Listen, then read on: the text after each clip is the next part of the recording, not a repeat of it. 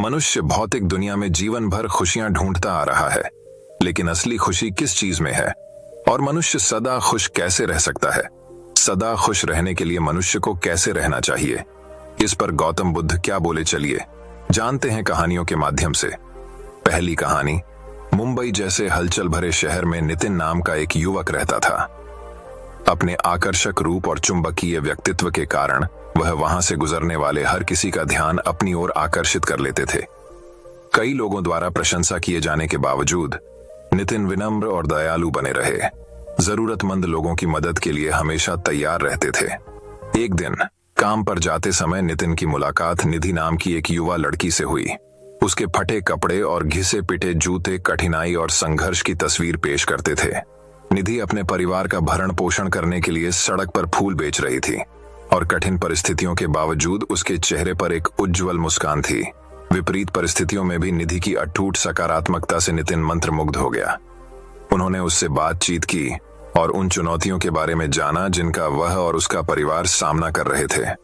निधि ने शिक्षा का खर्च उठाने और अपने परिवार को गरीबी से बाहर निकालने में सक्षम होने के अपने सपनों को साझा किया। निधि की कहानी से प्रभावित होकर नितिन ने उसके सपनों को हासिल करने में मदद करने का वादा किया। उन्होंने न केवल वे सभी फूल खरीदे जो वह उस दिन बेच रही थीं, बल्कि उन्होंने उसकी शिक्षा को प्रायोजित करने और उसके परिवार को आर्थिक रूप से समर्थन देने की भी पेशकश की। निधि कृतज्ञता से अभिभूत थी और उसे विश्वास ही नहीं हो रहा था कि नितिन ने उस पर कितनी दयालुता दिखाई है। इसके बाद के महीनों में नितिन निधि का गुरु और दोस्त बन गया। उन्होंने उसे स्कूल में दाखिला लेने में मदद की, उसे आवश्यक संसाधन उपलब्ध कराए और उसे अपने जुनून को आगे बढ़ाने के लिए प्रोत्साहित किया। नितिन के मार्गदर्शन में निधि निखरी, अपनी पढ़ाई में उत्कृष्ट रही और सीखने में खुशी पाई। जैसे जैसे निधि की जिंदगी बदली, नितिन में भी गहरा बदलाव आया। निधि के लचीलेपन और दृढ़ संकल्प को देखकर उन्हें अपनी प्राथमिकताओं का पुनर्मूल्यांकन करने की प्रेरणा मिली। उन्होंने महसूस किया कि सच्ची खुशी भौतिक संपत्ति या बाहरी मान्यता से नहीं, बल्कि दूसरों के जीवन पर सकारात्मक प्रभाव डालने से आती है। साथ में नितिन और निधि जहां भी गए, खुशियां और दयालुता फैलाने के मिशन पर निकल पड़े। उन्होंने आश्रय स्थलों में स्वेच्छा से काम किया, जरूरतमंद लोगों के लिए धन जुटाने का आयोजन किया और अपने समुदाय में आशा की किरण बन गए। दुनिया को एक बेहतर जगह बनाने की उनकी साझा प्रतिबद्धता से प्रेरित होकर हर गुजरते दिन के साथ उनका बंधन मजबूत होता गया। जैसे जैसे समय बीतता गया, निधि ने अपने परिवार में गरीबी के चक्र को तोड़ने के अपने सपने को पूरा करते हुए अपनी कक्षा में शीर्ष स्थान पर स्नातक की उपाधि प्राप्त की। नितिन उसके साथ खड़ा था और उसकी उपलब्धियों पर गर्व से मुस्कुरा रहा था। निधि की चमकती मुस्कान और चमकती आंखों को देखकर उसे तृप्ति का एहसास हुआ, जो पैसे से कभी नहीं खरीदा जा सकता। नितिन और निधि की कहानी दूर दूर तक फैल गई। जिसने भी इसे सुना सभी के दिलों को छू लिया। लोग उस आकर्षक युवक और एक समय गरीब लड़की, जो अब सभी के लिए आशा और प्रेरणा की किरण है, के बीच रहस्यमय बंधन को देखकर आश्चर्यचकित थे। उनकी कहानी का नैतिक स्पष्ट था। सच्ची खुशी निस्वार्थ रूप से दूसरों की सेवा करने और हमारे आसपास के लोगों के जीवन पर सकारात्मक प्रभाव डालने में निहित है। नितिन और निधि की यात्रा ने सभी को सिखाया कि दया, करुणा और सहानुभूति एक पूर्ण जीवन के आधार हैं, जो किसी भी भौतिक संपत्ति से कहीं अधिक मूल्यवान है। और इस तरह आकर्षक लड़के नितिन और कभी गरीब लड़की निधि की रहस्यमयी कहानी आशा, प्रेम और दयालुता की परिवर्तनकारी शक्ति की किंवदंती बन गई। उनकी विरासत उन सभी के दिलों में जीवित रही जो उनकी उल्लेखनीय कहानी से प्रभावित हुए थे। तो दर्शकों, अब चलिए हमारे दूसरी कहानी की शुरुआत करते हैं। दूसरी कहानी। अंजलि अपनी अप्रतिम सुंदरता और मनमोहक लावण्य के लिए दूर दूर तक जानी जाती थी। वह लालित्य का प्रतीक थी। उसकी आंखें ऊपर के सितारों की तरह चमकती थीं और एक मुस्कान थी जो सबसे ठंडे दिल को भी मोहित कर सकती थी। लोग दूर से ही उसकी प्रशंसा करते थे, कानाफूसी करते थे और उसकी चमक की एक झलक पाने के लिए उत्सुक रहते थे। इस बीच मुंबई के हलचल भरे शहर में आदित्य नाम का एक युवा लड़का रहता था। गरीबी में जन्मे आदित्य ने अपने संघर्षरत परिवार का समर्थन करने के लिए अजीब नौकरियों की तलाश में भीड़ भरी सड़कों पर भटकते हुए अपना दिन बिताया। अपनी परिस्थितियों के बावजूद आदित्य के पास दयालुता से भरा दिल और एक भावना थी जो टूटने से इनकार करती थी। एक दुर्भाग्यपूर्ण दिन अंजलि और आदित्य के रास्ते सबसे अप्रत्याशित तरीकों से अलग हो गए। अंजलि अपने ग्लैमरस जीवन की सतहीपन से तंग आकर अपनी आलीशान हवेली की सीमा से बाहर निकलने और अकेले शहर का पता लगाने का फैसला किया। जब वह भीड़ भरी सड़कों पर टहल रही थी तो उसकी नजर आदित्य पर पड़ी, जो एक बुजुर्ग महिला को किराने का सामान घर ले जाने में मदद कर रहा था। उस पल अंजलि के दिल में कुछ हलचल हुई। वह आदित्य के निस्वार्थ स्वभाव और विनम्र व्यवहार की ओर आकर्षित हुई। बिना कुछ सोचे वह उसके पास आई और बातचीत शुरू कर दी। शुरुआत में अंजलि की सुंदरता से आश्चर्यचकित हुए आदित्य को जल्द ही एहसास हुआ कि वह अब तक मिले सभी लोगों से अलग है। वे टिमटिमाती शहरी रोशनी के नीचे कहानियां और सपने साझा करते हुए घंटों बातें करते रहे। जैसे जैसे दिन हफ्तों में बदलते गए, अंजलि और आदित्य की दोस्ती और भी गहरी होती गई। अपनी बिल्कुल भिन्न पृष्ठभूमियों के बावजूद उन्हें एक दूसरे की संगति में सांत्वना और आराम मिला। अंजलि ने आदित्य को सुंदरता और आश्चर्य की एक ऐसी दुनिया दिखाई जो वह पहले कभी नहीं जानता था, जबकि आदित्य ने अंजलि की आंखों को उन कम भाग्यशाली लोगों के संघर्षों और कठिनाइयों के प्रति खोला। एक शाम जब उन्होंने सूर्यास्त को आकाश को सुनहरे और गुलाबी रंग में रंगते देखा तो अंजलि अपनी आंखों में दृढ़ संकल्प के भाव के साथ आदित्य की ओर मुड़ी। उन्होंने वंचितों के जीवन में बदलाव लाने के लिए अपने विशेषाधिकार और संसाधनों का उपयोग करने की अपनी इच्छा उनके साथ साझा की। उसके जुनून और संकल्प से प्रेरित होकर आदित्य ने उसके साथ खड़े रहने और किसी भी तरह से उसका समर्थन करने की कसम खाई। अंजलि और आदित्य एक साथ जरूरतमंद लोगों के लिए आशा और खुशी लाने के लिए एक यात्रा पर निकले। उन्होंने एक फाउंडेशन शुरू किया जो कम भाग्यशाली लोगों को भोजन, आश्रय और शिक्षा प्रदान करता था, जिससे पूरे शहर में सम्मान और प्रशंसा मिलती थी। दयालुता के उनके निस्वार्थ कार्यों ने कई लोगों के दिलों को छू लिया। वे जहां भी गए सकारात्मकता और प्रेम की लहरें फैला दी। जैसे जैसे साल बीतते गए, दुनिया को एक बेहतर जगह बनाने के उनके साझा मिशन से अंजलि और आदित्य का बंधन मजबूत होता गया। रास्ते में उन्हें चुनौतियों और बाधाओं का सामना करना पड़ा, लेकिन एक दूसरे और उनके उद्देश्य पर उनके अटूट विश्वास ने सबसे कठिन समय में भी उनका मार्गदर्शन किया। एक दिन जब वे हाथ में हाथ डालकर उस शहर को देख रहे थे जिसे बदलने के लिए उन्होंने बहुत मेहनत की थी, अंजलि अपनी आंखों में कृतज्ञता के आंसू लेकर आदित्य की ओर मुड़ी। उसने उन्हें अपना मार्गदर्शक प्रकाश, अपनी शक्ति का स्रोत और अपना सबसे सच्चा साथी होने के लिए धन्यवाद दिया। बदले में आदित्य ने उसे प्यार और संभावना की दुनिया के लिए अपना दिल खोलने के लिए धन्यवाद दिया, जिसके बारे में उसने कभी सपने में भी सोचने की हिम्मत नहीं की थी। और इस तरह अंजलि और आदित्य की कहानी एक किंवदंती बन गई, जो प्रेम, दया और करुणा की शक्ति में विश्वास करने वाले लोगों द्वारा दबी आवाज में कानाफूसी की गई। उन्होंने दुनिया को दिखाया कि सच्ची खुशी धन या सुंदरता में नहीं है, बल्कि हमारे द्वारा बनाए गए संबंधों और हमारे रास्ते में जिन जिंदगियों को छूती है उनमें निहित है। क्योंकि अंत में यह वह धन नहीं है जो हमने एकत्र किया है, या जो प्रशंसा हमें मिलती है वह हमें परिभाषित नहीं करती है, बल्कि वह अच्छाई और प्रकाश है जो हम दुनिया में लाते हैं। तो दर्शकों, अब चलिए हमारे तीसरी कहानी की शुरुआत करते हैं। तीसरी कहानी। मुंबई जैसे हलचल भरे शहर में निशा नाम की एक युवती रहती थी। अपनी मनमोहक सुंदरता और गर्मजोशी भरे व्यक्तित्व के कारण निशा अपने आस पड़ोस के सभी लोगों की चहेती थी। वह जहां भी गईं, उनकी दयालुता और वास्तविक स्वभाव ने उन्हें अलग कर दिया। निशा का दिल सोने का था।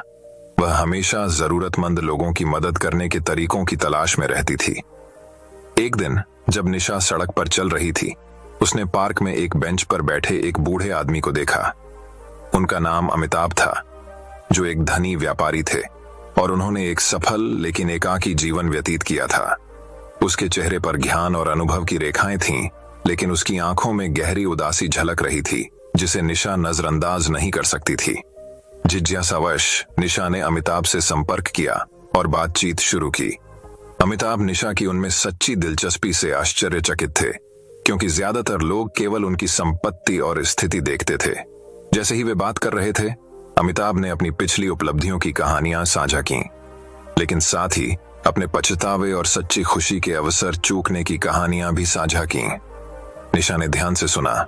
उसका दिल उस बूढ़े आदमी के लिए दुख रहा था, जिसने वास्तविक आनंद और तृप्ति से रहित जीवन जिया था।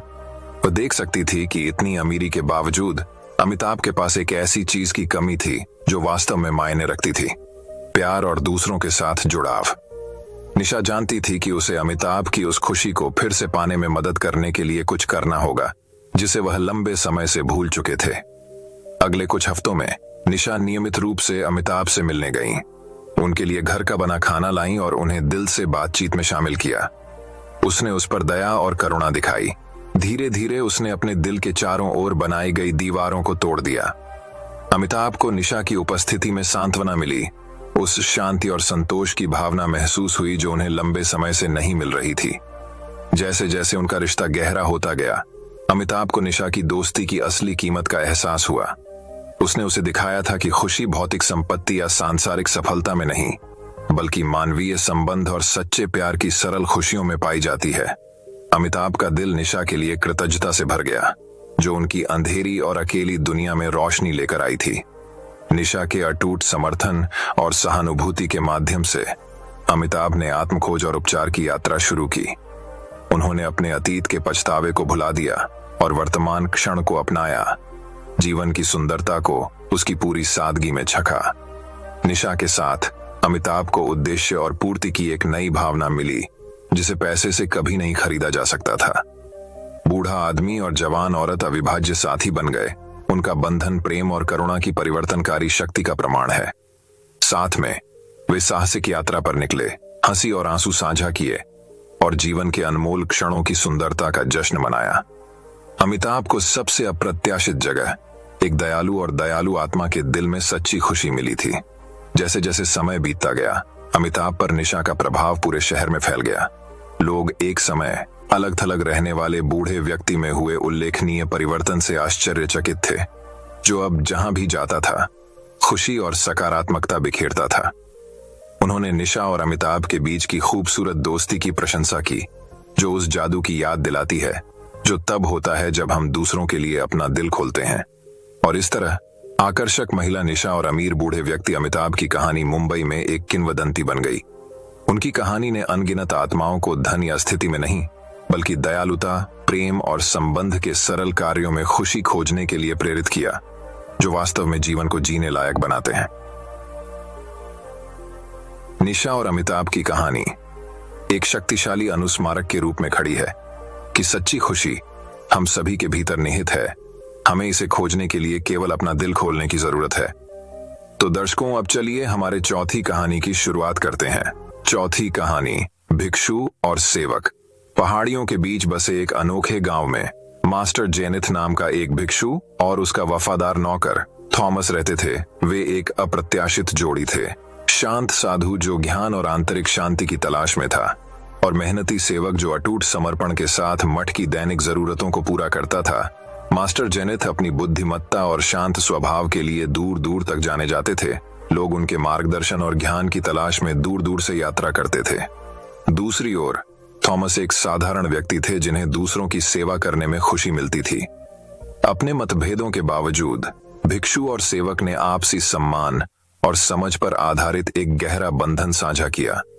एक दिन जब वे मठ के प्रांगण में बैठकर चाय पी रहे थे, थॉमस ने मास्टर जेनिथ से एक प्रश्न पूछा। मास्टर, उसने कहा, सच्ची खुशी का रहस्य क्या है? मास्टर जेनिथ ने जानबूझकर मुस्कुराते हुए उत्तर दिया, खुशी मेरे प्रिय थॉमस, बाहरी संपत्ति या क्षणभंगुर सुखों में नहीं पाई जाती है। यह मन की एक अवस्था है, अस्तित्व का एक तरीका है जो भीतर से आता है। हैरान होकर थॉमस ने पूछा, लेकिन कोई इस आंतरिक खुशी को कैसे पा सकता है? मैंने कई वर्षों तक आपकी सेवा की है, फिर भी मुझे अभी भी अपने भीतर खालीपन का एहसास होता है। बुद्धिमान साधु ने थॉमस के कंधे पर सांत्वना भरा हाथ रखा और कहा, सच्ची खुशी बाहरी मान्यता या भौतिक धन का पीछा करने में नहीं है। यह वर्तमान क्षण में संतुष्टि पाने, चीजों को वैसे ही स्वीकार करने और उन आशीर्वादों के लिए आभारी होने के बारे में है जो हम पहले से ही प्राप्त कर चुके हैं। पास होना थॉमस ने अपने दैनिक कार्य करते समय इन शब्दों पर विचार किया। उन्होंने जीवन के साधारण सुखों में आनंद लेते हुए सचेतनता और कृतज्ञता का अभ्यास करना शुरू कर दिया। उनके चेहरे पर सूरज की गर्मी, गांव के चौराहे पर खेलते बच्चों की हंसी, बगीचे में खिलते फूल की सुंदरता, जैसे ही थॉमस ने खुद को इस नई मानसिक स्थिति में डुबोया, कुछ उल्लेखनीय घटित होने लगा। उसका एक बार भारी दिल अब हल्केपन और खुशी से भर गया था। वह अब दूसरों से मान्यता नहीं चाहता था या भविष्य के बारे में चिंतित नहीं था। इसके बजाय उन्होंने वर्तमान में शांति और संतुष्टि पाते हुए प्रत्येक क्षण को वैसे ही स्वीकार कर लिया जैसे वह आया था। महीने बीत गए और थॉमस के परिवर्तन की खबर पूरे गांव में फैल गई। लोग उस उज्जवल मुस्कान से आश्चर्यचकित थे जो अब उनके चेहरे पर सजी हुई थी और शांति की आभा जो उन्हें घेरे हुए थी। उन्होंने दिल और आत्मा के मामलों पर उनकी सलाह मांगी, उनकी नई खुशी का रहस्य जानने के लिए उत्सुक थे। एक दिन एक थका हुआ यात्री मठ के द्वार पर आया। उसके चेहरे पर दुख और निराशा झलक रही थी। थॉमस ने खुली बाहों से उसका स्वागत किया, उसे गर्म भोजन और रात के लिए आश्रय की पेशकश की। जैसे ही वे जलती हुई आग के पास बैठे, यात्री थॉमस की ओर मुड़ा और पूछा, आपको दर्द और पीड़ा से भरी दुनिया में इतना आनंद कैसे मिलता है? थॉमस ने मास्टर जेनिथ की ओर देखा, जिन्होंने मौन प्रोत्साहन में सिर हिलाया। थॉमस ने गहरी सांस लेते हुए बोलना शुरू किया, मेरे दोस्त, सच्ची खुशी कोई मंजिल नहीं है जिसे पाना है या कोई पुरस्कार पाना है। यह आत्म खोज की यात्रा है, स्वीकृति और कृतज्ञता का मार्ग है। मैं भी एक बार अपने से बाहर अर्थ और उद्देश्य की तलाश में अंधेरे में भटक गया था, लेकिन यह तभी हुआ जब मैं अंदर की ओर मुड़ा। जब मैंने अपने डर और शंकाओं को दूर किया, तब मुझे वह प्रकाश मिला जो हमेशा मेरे भीतर था। यात्री ने ध्यान से सुना, उसकी आंखों से आंसू बह रहे थे। उस पल में वह उस गहन सत्य को समझ गया जिसे थॉमस ने इतनी स्पष्टता से साझा किया था। उन्होंने महसूस किया कि खुशी कोई दूर का सपना नहीं, बल्कि हर दिन, हर पल में चुना जाने वाला एक विकल्प है। और इसलिए भिक्षु और नौकर टिमटिमाते सितारों के नीचे एक साथ बैठे, उनके दिल साझा ज्ञान और करुणा के बंधन में एकजुट हो गए। साथ में उन्होंने सच्ची खुशी के सार को मूर्त रूप दिया, एक ऐसा खजाना जिसे कोई भी बाहरी ताकत कभी भी कम या नष्ट नहीं कर सकती। जैसे ही भोर क्षितिज पर हुई, मठ की दीवारों पर सुनहरा रंग छा गया। यात्री अपने पैरों पर खड़ा हो गया। उसकी आत्मा नई हो गई और उसकी आत्मा ऊपर उठ गई। धन्यवाद मेरे दोस्तों, उन्होंने कहा। उनकी आवाज कृतज्ञता से भरी हुई थी। मैं यहाँ सांत्वना की तलाश में आया था और मैं सोने से भी अधिक कीमती उपहार लेकर जा रहा हूँ, आंतरिक शांति और खुशी का उपहार। और इसके साथ ही यात्री अपनी यात्रा पर निकल पड़ा, अपने साथ भिक्षु और सेवक के शाश्वत ज्ञान को लेकर, एक ऐसी दुनिया में प्रकाश की किरण जो अक्सर अंधेरी और अनिश्चित लगती थी। और इसलिए प्रिय पाठक, मास्टर जेनिथ और थॉमस की कहानी और उनके द्वारा दी गई अमूल्य सीख याद रखें।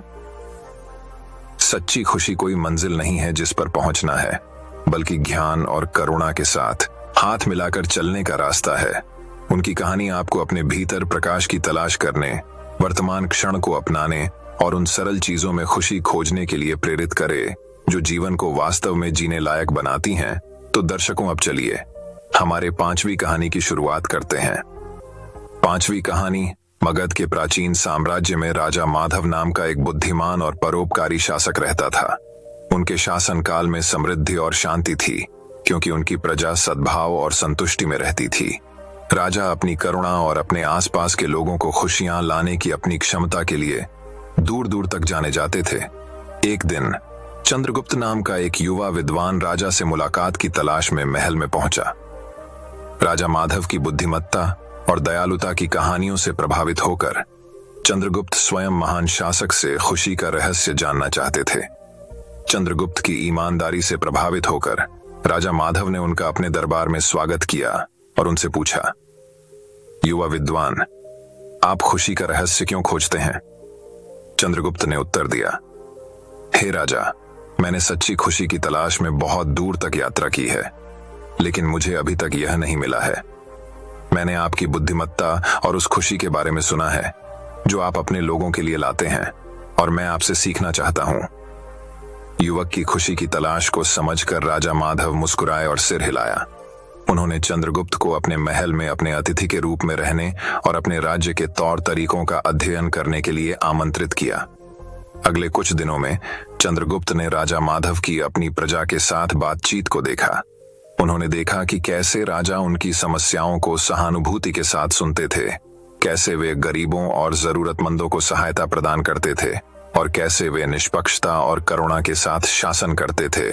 चंद्रगुप्त मगध के लोगों की दीनहीन परिस्थितियों के बावजूद आई खुशी से आश्चर्यचकित थे। एक शाम जब वे शाही उद्यान में बैठे थे, चंद्रगुप्त ने राजा से पूछा, महामहिम, आप अपनी प्रजा को कैसे खुशियां लाते हैं? सच्ची संतुष्टि का रहस्य क्या है? राजा माधव ने आंखों में चमक के साथ चंद्रगुप्त की ओर देखा और कहा, खुशी का रहस्य मेरे प्रिय विद्वान धन या शक्ति में नहीं, बल्कि दूसरों की सेवा करने के सरल कार्य में निहित है। सच्ची खुशी आसपास के लोगों के जीवन को समृद्ध बनाने से आती है। आप जहां भी जाएं, प्रेम और दयालुता फैलाएं। चंद्रगुप्त ने राजा की बातों पर गहराई से विचार किया और उन्हें उनकी शिक्षाओं में सच्चाई का एहसास हुआ। वह समझ गया था कि खुशी कोई मंजिल नहीं है जिस तक पहुंचा जा सके, बल्कि एक यात्रा है जिसे गले लगाया जाए, जो सार्थक संबंधों और दयालुता के निस्वार्थ कार्यों से भरी हो। राजा माधव की बुद्धिमत्ता से प्रेरित होकर चंद्रगुप्त ने मगध राज्य में रहने और दूसरों की सेवा के लिए अपना जीवन समर्पित करने का फैसला किया। वह राज्य में एक प्रिय व्यक्ति बन गए जो अपनी उदारता और करुणा के लिए जाने जाते थे, और राजा माधव के साथ मिलकर उन्होंने मगध के लोगों के लिए और भी अधिक खुशियां लाने के लिए काम किया। वर्षों बीत गए और चंद्रगुप्त बूढ़ा हो गया। उसका हृदय राजा माधव से सीखे गए सबक के लिए कृतज्ञता से भर गया। अपने अंतिम दिन जब वह अपने प्रियजनों से घिरे हुए मृत्युशैया पर लेटे थे, चंद्रगुप्त बहुत मुस्कुराए। उनका चेहरा खुशी से चमक रहा था। राजा माधव उसके पास बैठ गया, उसका हाथ पकड़कर और फुसफुसाए, तुम्हें सच्ची खुशी मिली है मेरे प्यारे दोस्त। तुम्हारी विरासत उन सभी के दिलों में जीवित रहेगी जो तुम्हें जानते थे, क्योंकि तुमने हमें दिखाया है कि खुशी का रास्ता क्या है, प्रेम और निस्वार्थता से परिपूर्ण। और इसलिए चंद्रगुप्त और राजा माधव की कहानी मगध साम्राज्य में किंवदंती बन गई। दो आत्माओं की कहानी जिन्हें दूसरों की सेवा करने और जहां भी वे गए खुशी फैलाने में सच्ची खुशी मिली, और मगध के लोग अपने प्रिय राजा और उनके प्रिय मित्र के शाश्वत ज्ञान द्वारा निर्देशित होकर शांति और सद्भाव में रहते रहे।